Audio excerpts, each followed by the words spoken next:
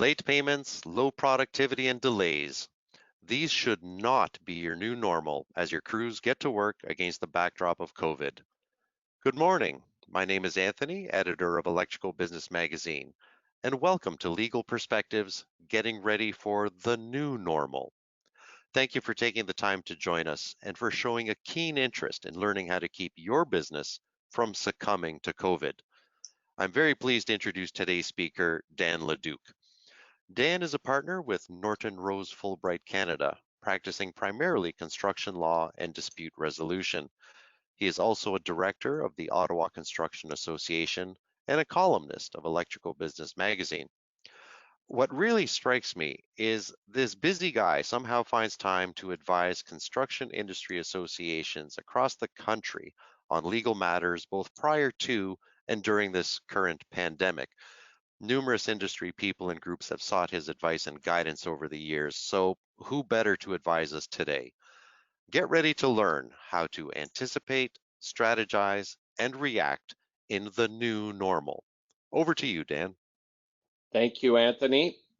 In Ontario, construction's opened up in the last couple of weeks completely, and I'm trying to think of any jurisdictions where construction is restricted right now in Canada, and I can't think of any. I think construction's opened up everywhere, so hopefully you're back to the full volume of work that you had, and this seminar is going to introduce you to strategies on how to deal with some of the issues that you just experienced for the last 9 weeks or so, and how to deal with them going forward.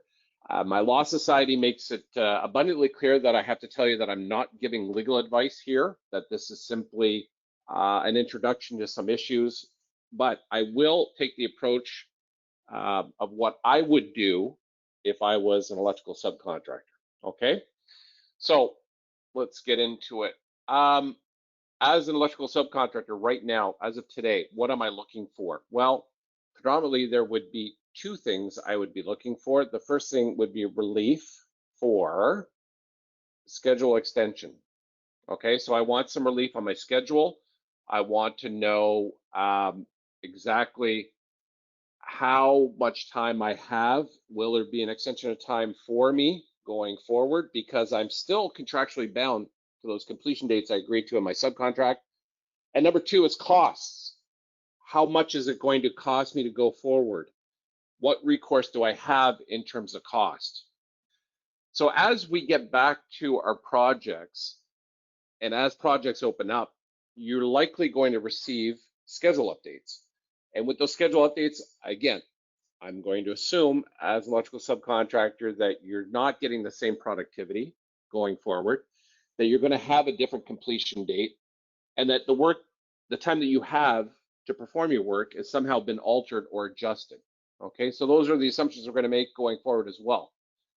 If you're going to take one thing away from this presentation, I suggest this is it. The rule of thumb for electrical subcontractors, as I understand it, 10% impact on your productivity has a 100% impact on your profitability.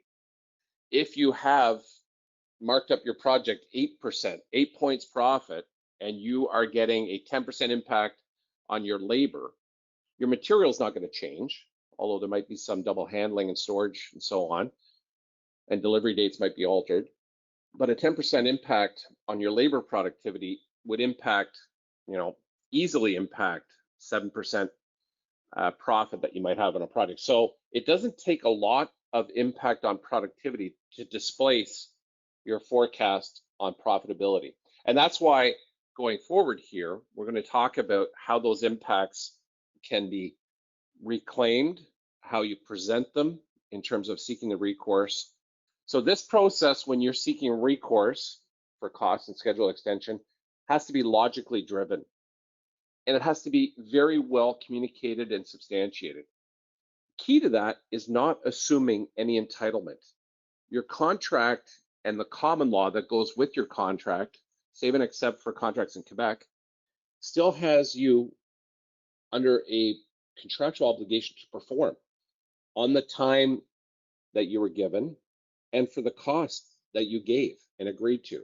So don't assume that simply because the general contractor and the owner and the consultant are going through the same pandemic that your rights are somehow shifted or altered, or that you're automatically entitled to compensation. Typically, you're not. So you have to operate on the basis that I have no entitlement. If I'm going to get some form of entitlement, I have to do something. In order to present how you're going to be getting that entitlement, or how you're going to advance your claim, or how you're going to request that change order, you have to use a very objective standard. It has to be scientific. As soon as you lose that ability, you open yourself up for criticism and analysis. Okay. Now, the analysis, you could certainly welcome that, but if it's scientific, then your analysis will stand strong against any questions raised by a general contractor or an owner or a consultant. So as part of this process, you have to leave your emotions, your profit goals, your personalities at the door. And this is very difficult to do. I'm half French and half Irish. You know, for me to leave my emotions at the door is difficult on the best of days. So where do I go first? Well, you know, most people say, oh, I should call a claims consultant right away. You know, and I have lots of friends who are claims consultants. My suggestion is no. It's way too early in the process to initiate a claims consultant at the outset. This is something that, you know, is just a trigger. You want to pass on the obligation or the work to somebody else. But there's a lot of stuff you can do in-house before you need to pick up the phone and call your claims consultant. Your starting point is, what does my contract say about recourse? Where is my contract? First thing you got to do is pull out the contract. Now, I do know that you are contractors. It's in your name, contractors. So everything you do commercially is dictated by a contract. You lease equipment, that's a contract. You purchase material, that's a contract. If you're a union shop, you have a collective agreement. That's a contract. If you're a non-union shop, you have employment agreements. Those are contracts. Everything, your cell phone lease, your cell phone plan, whatever you're doing is dictated by contract. So the key item for this is to pull out the actual subcontractor contract that you have for performing your work. I also know that you hate reading. Okay, I've been doing this for 28 years. My father was an electrical subcontractor for over 40 years. I had a brother who took over the family business. I know, I have friends who are electrical contractors. I have family electrical. I know you don't like to read. You really have a reluctancy to reading, which is, you know, perfectly fine and understandable. But you need to realize that if you're going to embark on a process of recourse, the contract's the starting point. So you need your contract. You need to know what is in your contract, because your claim almost always needs to be characterized as a breach of contract. So even if you don't want to read it, have someone else read it for you. Hire a lawyer. You know, hire somebody in-house to read and go through what are the elements on which we can seek recourse. So for today's seminar, and some of you may have seen this analysis, but I'm going to squish it down into a much shorter time frame. I'm going to use a CCA1 form of subcontract as my example, and we're going to go through it relatively quickly because I just want to give you some examples of what I would be looking for if I was a subcontractor in terms of seeking recourse. So the first place I would look would be schedule. What are my contractual obligations for my start and my finish dates, and can I still meet those? And almost any contract that you have will have a start and a finish date, and you might be bound to, you know, a project schedule that's between the contractor and the owner. You might be bound to some other terms, but ultimately most subcontracts involving electrical subcontractors will have a start and finish date and a schedule to go along with that. So in a CCA 1, it's Article 4. You have one of these three options, and the definition of subcontract time is there for you to see. So the first place I want to go is find out what my obligations are for performing my work. The other thing I want to look at is, what platform do I use to seek recourse? And I know that sounds really formal, but you need to follow the contract means and methods for how you would get a change to your completion date and the amount you're seeking. Okay, so that would be done obviously by change order. And to refresh everyone's memory, a change order is simply an adjustment, and I've got it highlighted here, the adjustment or the amount of the adjustment in the subcontract price, if any, and the adjustment in the subcontract time. If you look at the next line down, it's just an adjustment in the subcontract time. So the two recourses we're seeking, a schedule extension that would require an adjustment in my subcontract time, and monetary compensation for unanticipated costs. Well, that would require an adjustment in subcontract price. So obviously a change order can address both of those with its definition here. And the reference to adjustment, and again, adjustment shows up 3 times there in that definition of change order. Adjustment, I just pulled this off the internet. A correction or modification, I like number 5, correction or modification to reflect actual conditions. So you're now in a situation that was unanticipated at the time you bid the work or started the work, and you would use a change order as the platform for seeking the recourse that you want to pursue. And again, you go through all the wording on changes, how they come about, the process for them, and so on, okay? You also have to look and see if there are supplementary conditions, because most subcontracts will follow a standard form for the general contractor, but there will be supplementary conditions associated with a lot of standard form contracts. Okay, so now I've looked at my contract, I've looked at my scheduled time, I know the platform for seeking recourse is a change order.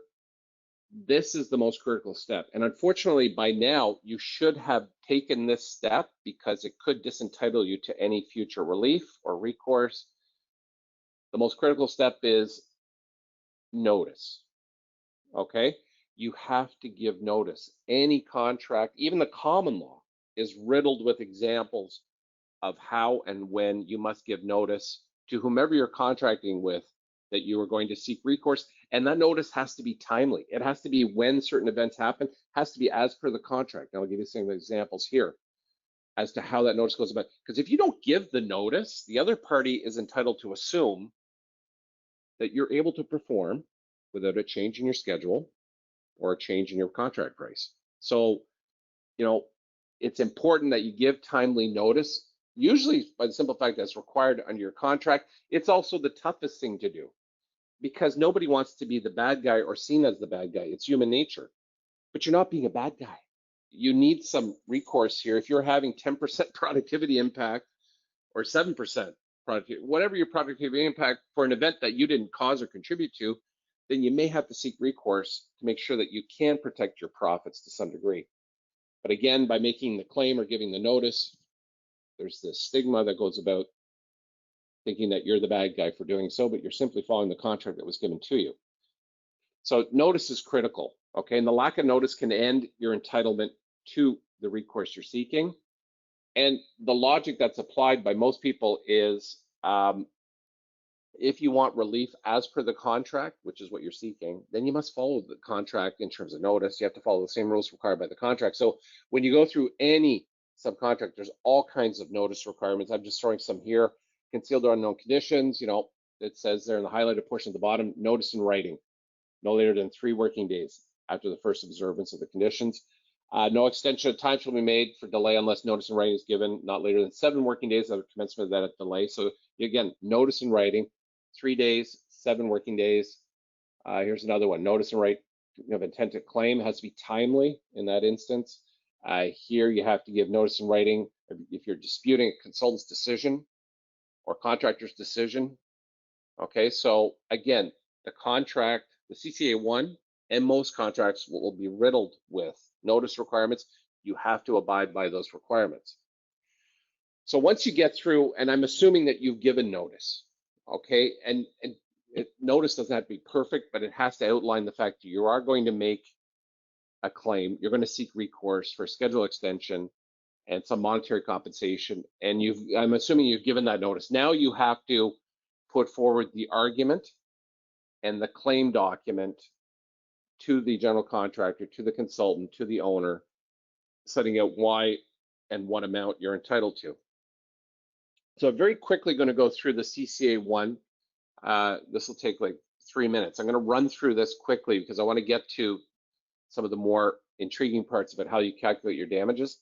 So if I was a subcontractor and I had a CCA1 form of subcontract or any form of subcontract, I'm going to look for anything that has to do with stopping work, a stop work order. So with the CCA1, and again, these are just examples of the types of clauses. Your contracts would be different, but I want you to start thinking logically, like a logic chart, saying, what are the grounds on which I can seek recourse in my contract? What should I be looking for in my contract? So the first one would be stop work order. So in a CCA1, it just happens to be General Condition 6.5.2 speaks to a stop work order issued by a court or other public authority. So to the extent, if you're on a job that was shut down in mid-March and just opened up now, that would effectively be a stop work order issued by, other public authority, by public health authority. So you can fall into that box quickly if your job was shut down. And here the recourse gives you an extension of time and your reasonable costs for demob and remob and storage and so on. So it's giving me my two forms of recourse that I'm looking for. So it's a good one. Okay, so if I did have a stop work order, yes, this would help me. If I didn't have a stop work order, and my work was deemed to be an essential workplace, you still might be able to use this as a platform for claiming, given the fact that you had to self isolate and that you had social distancing impacting your work. Okay, and again, contracts are all about the allocation of risk. If there's some gaps in how that risk is allocated, typically, not universally, but typically you can argue, well, that's not a risk I assumed. So if you have a contract that's just a PO with no contractual terms and you got hit by the pandemic, there is an argument to say, well, I didn't assume the risk of a pandemic. I didn't as part of my price, so I should be entitled to seek some recourse on my price, as an example. The second platform is something called force majeure, which a lot of you have heard a lot about over the last 3 months. In a CCA1, it's in GC 6.5.3. The only recourse you get there, though, is an extension of time. You do not get your costs. So you can see that here, you get an extension of time, but you do not get your costs. So it only gives you one form of recourse. That would be an extension of time. So platform number 2, force majeure. Platform number 3, unknown conditions. Okay, and this shows up in a lot of standard form contracts. So if you have concealed or unknown conditions, you have to give your notice within 3 days. Just highlighting point 2 there, physical conditions other than conditions due to weather that are of a nature which differ materially from those ordinarily found to exist and generally recognized as inherent in construction activities, and so on. Well, obviously, the impact of COVID-19, I have a virus that is spread through our society, including this job site potentially. Otherwise, why am I social distancing? Why do I have all this PPE? That is a physical condition. That is different than what you would normally experience. So I fall within this box so far. 6.4.4, if the concealed or unknown condition relates to toxic or hazardous substances, then I got to go to SCC 9.2. So the virus would be a toxic and hazardous substance. So I got to go and check out what SCC 9.2 says. And there's a whole process where you give notice, and the contractor and or the owner have to hire an expert to verify the toxic substance is not on your project, okay, which would be very difficult to do, but it's still an obligation contractually that they have. They have to hire and pay for an independent qualified expert to investigate and determine such matters, okay? And if it is found that the substance is there, or that the potential for the substance is there, then you have GC 9.2.3 kicks in. You have to, under point 1, you have to take all reasonable steps to mitigate. Number 2, though, you get reimbursed for the cost for the mitigation taken. Okay, so in terms of the 2 recourses I'm seeking, I get some money. Number point 3 says extend the subcontract time. So again, the recourse associated with an extension of time. That's great. And number 4 is an indemnity. I get indemnified for anything going forward based on this impact of this toxic or hazardous substance. So there's number 3 available to you. Number 4 is the last one, a change in law. So we saw this a couple of years ago with the US tariffs on Canadian steel. Steel manufacturers, suppliers, installers were getting dinged all of a sudden halfway through a job.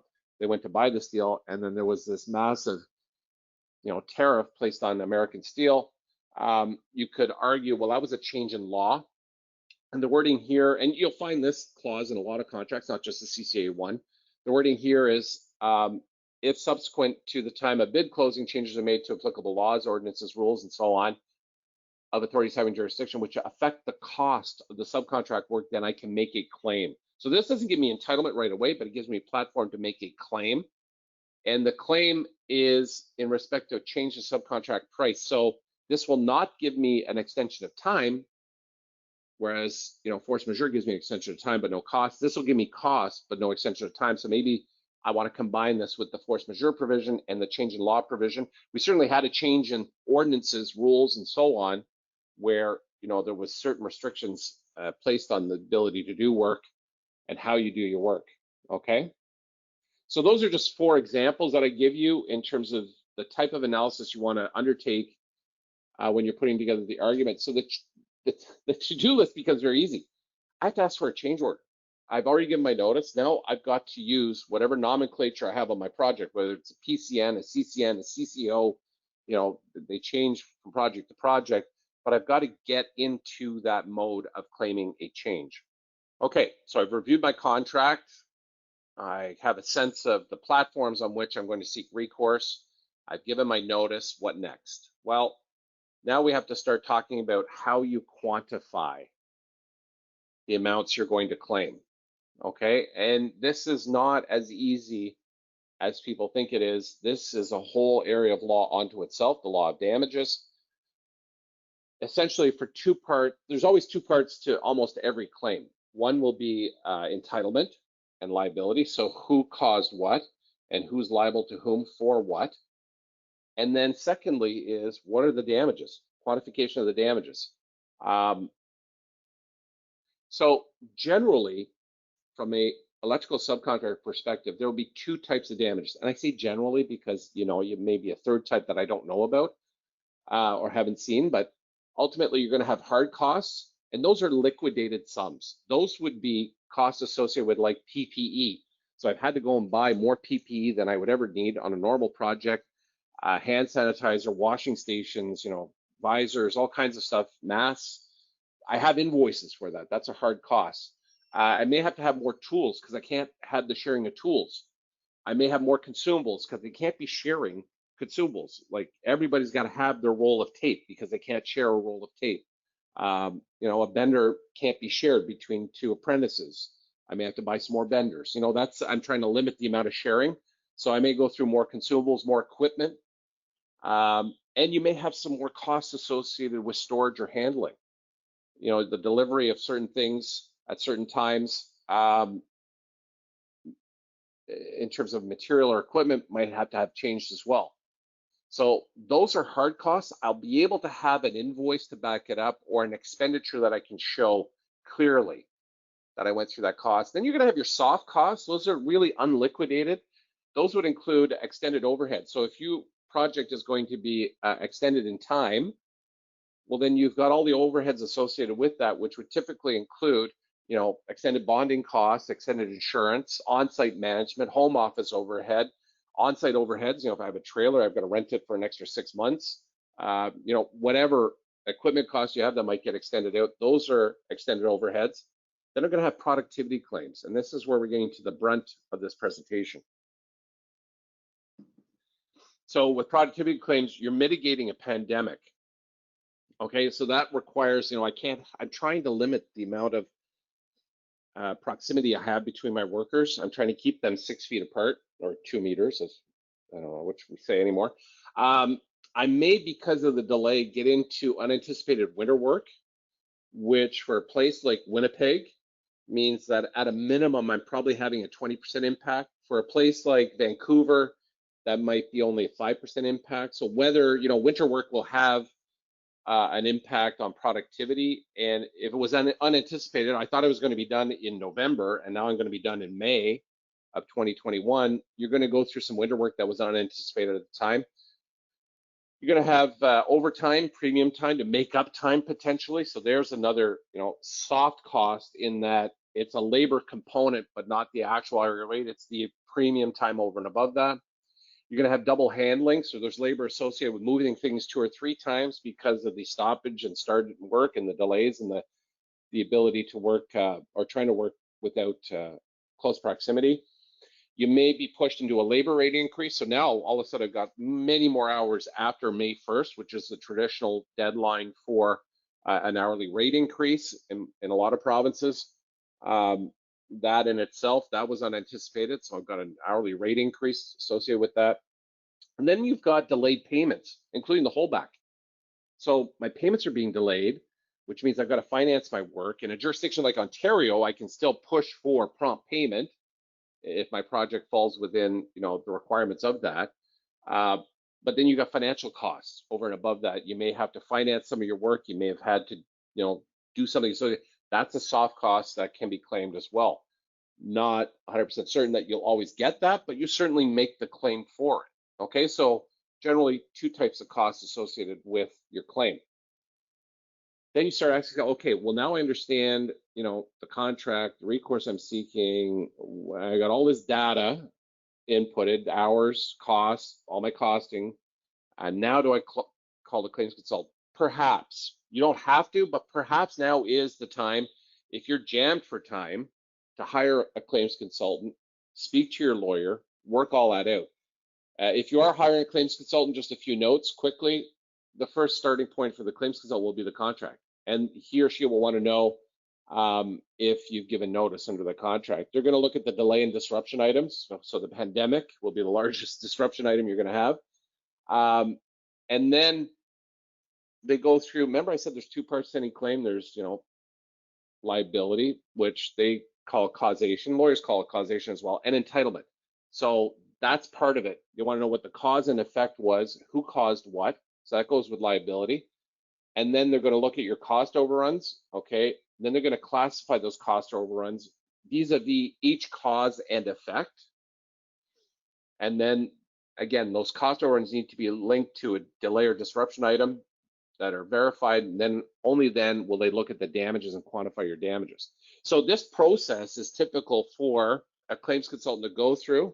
You want to make sure that you're not a contributor or a cause of some of the damages you're incurring, like a turnover of project manager, something like that that was brought on by your own company will have to be dealt with and clarified through this process as well. But just some points on hiring a claims consultant.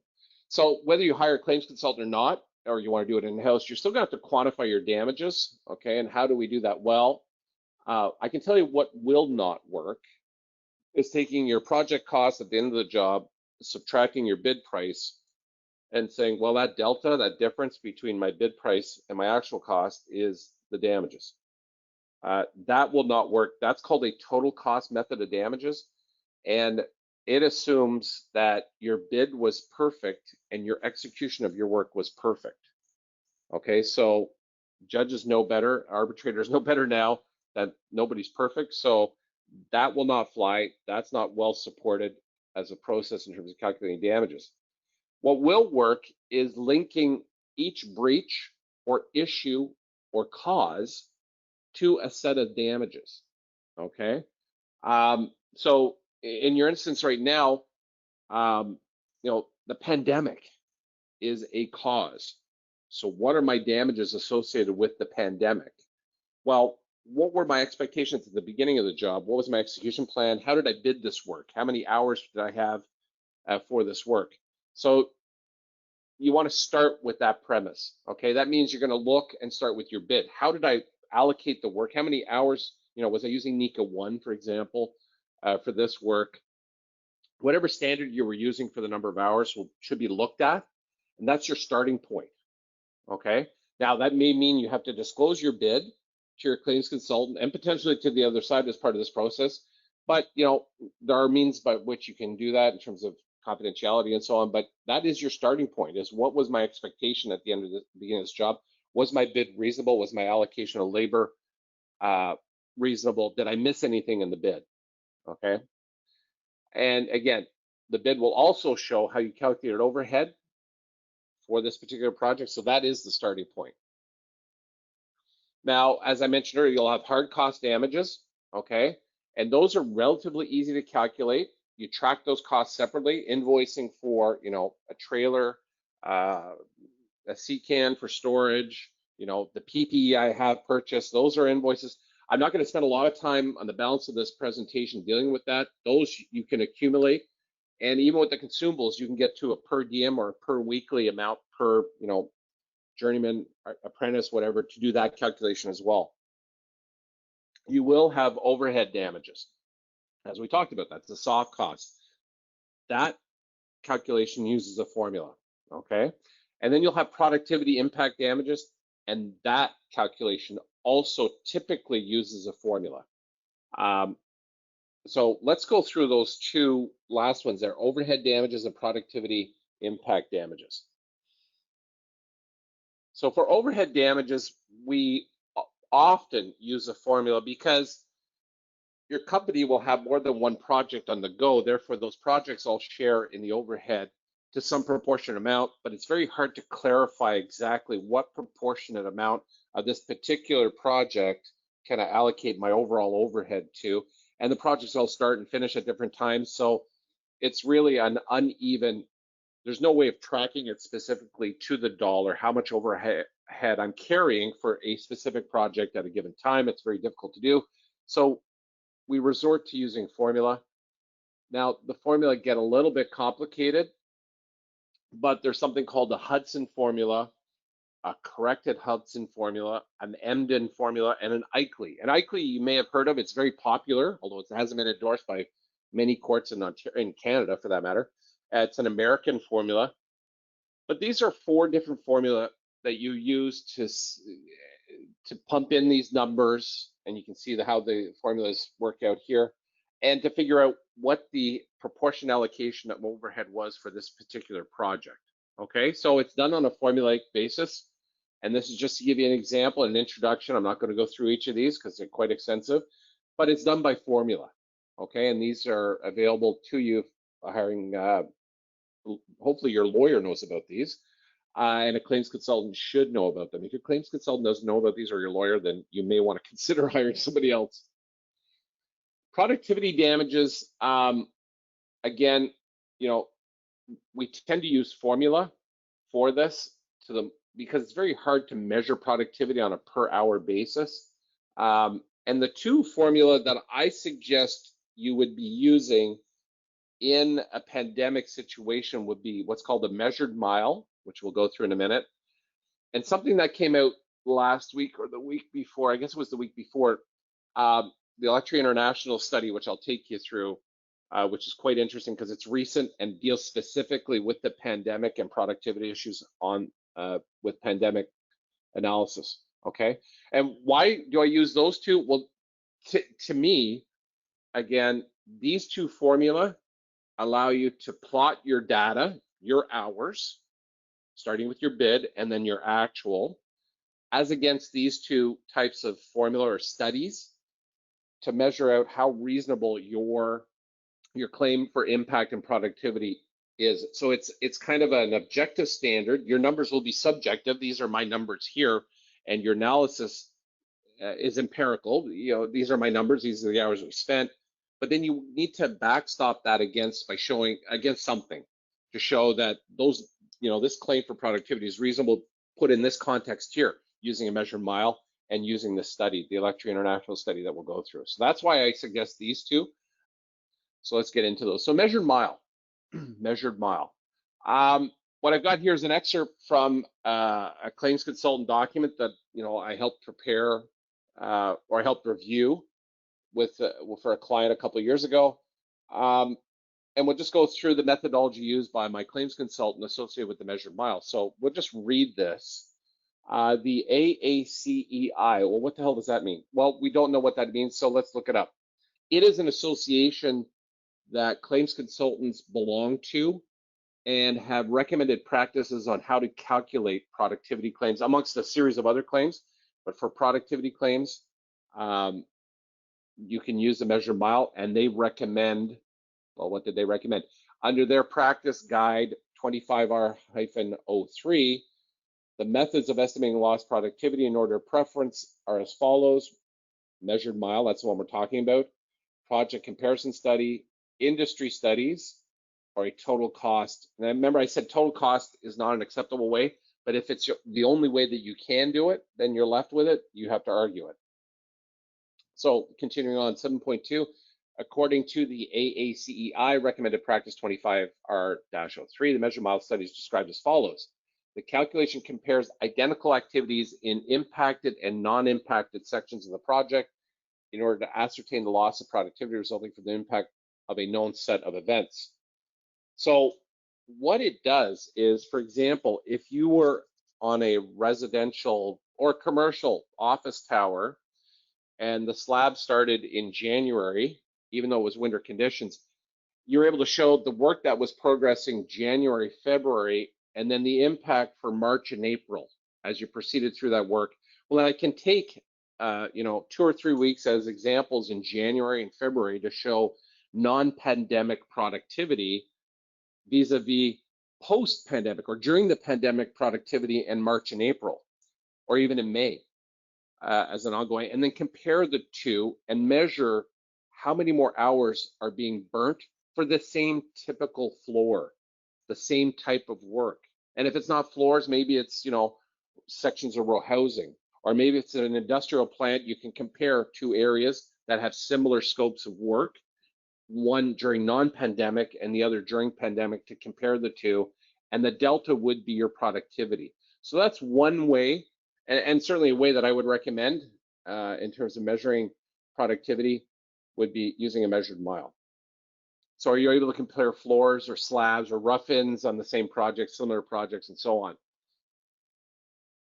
The other way that I recommended is the Electric International study, which came out like last week or maybe 10 days ago, which its timing is perfect for us here today.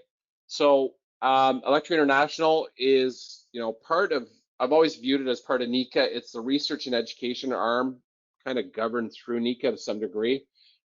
This particular study that we're going to look at was a combination of members of Marquette University, so a dean of education actually, or somebody who's fairly high up, a professor, and 3 individuals from Maxim, a claims consultant group, who put together the study. And what it did was, the study's called Pandemics and Construction Productivity, Quantifying the Impact. And it was done for electrical subcontractors. And one of the aspects they did was quantify, or one of their goals was to quantify the impacts on job site productivity.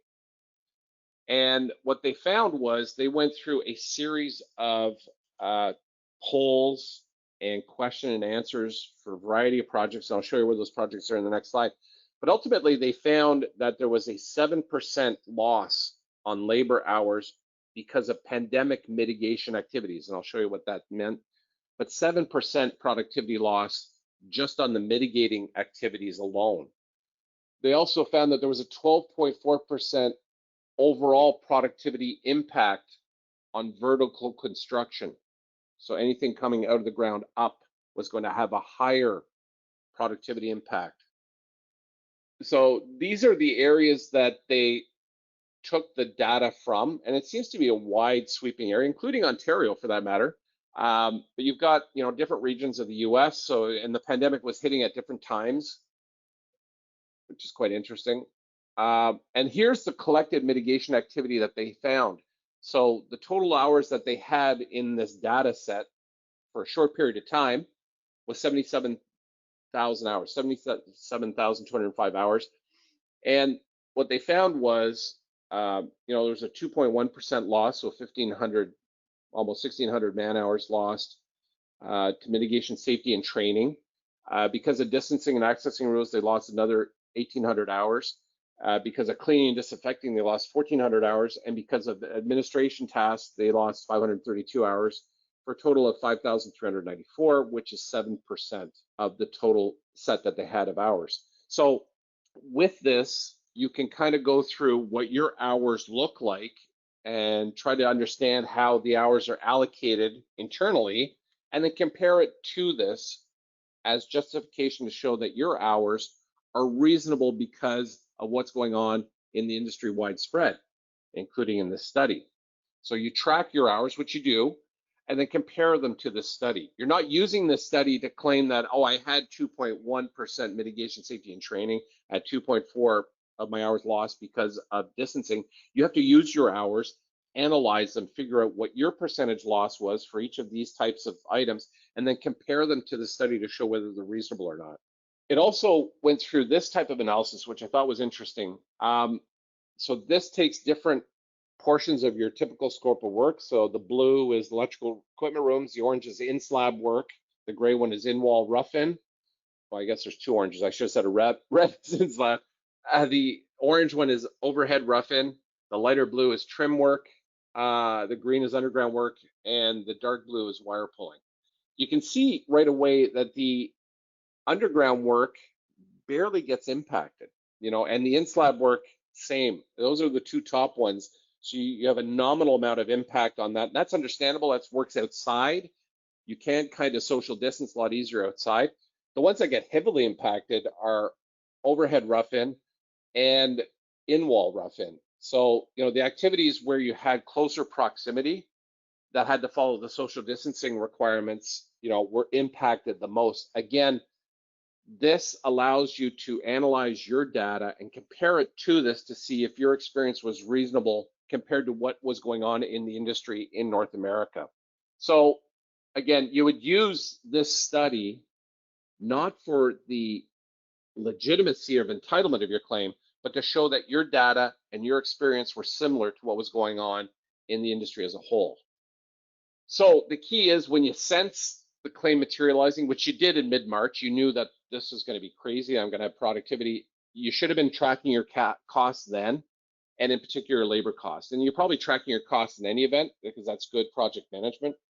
And then you try to get the data entered daily as much as possible. And ultimately, whether you do this in-house or not, your lawyer and your claims consultant cannot create the data for you or the facts on which you would base your claim.